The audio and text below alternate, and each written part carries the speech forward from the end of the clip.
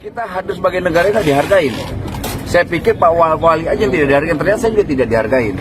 Nah ini pelajaran untuk industrial yang lain juga. Jangan pernah menahan dan menjasa. Upaya mediasi yang dilakukan Wamenakar, Immanuel Ebenezer, terkait dugaan penahanan ijazah eks-karyawan oleh pengusaha Jan Huadiana gagal.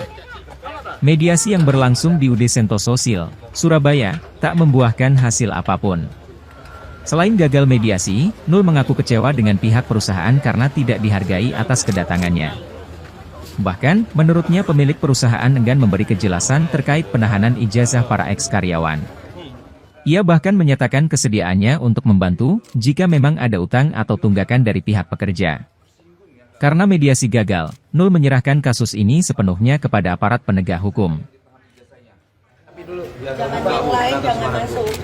Jangan masuk, enggak. Kalau kita penegara yang mau masuk, Boleh, Bapak boleh. enggak bisa masuk semua. Kita tanggung jawab publik kita kok.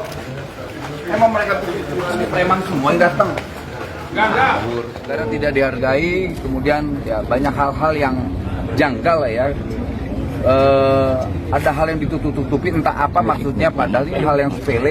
Karena kewajiban negara menjaga industrial ini tetap harmonis, tapi kemudian ya saya nggak tahu. Kita harus sebagai negara ini dihargain. Saya pikir Pak Wali aja yang tidak dihargain, ternyata saya juga tidak dihargain. Nah ini pelajaran untuk industrial yang lain juga. Jangan pernah menahan dan menjasa. Ijazah pekerja itu pelanggaran hukum. Itu pelanggaran hukum yang nggak boleh ditoleransi, apalagi di pemerintahan Pak Prabowo ini. Nggak boleh ada hal begitu. Ya namanya menyakiti hati rakyat itu nggak boleh. Jadi apa yang dilakukan Pak Wali ini udah benar dan tepat. Negara hadir. Bapak, negara hadir itu seperti apa secara detail artinya? Pertama, ini kan mempertahankan regulasi.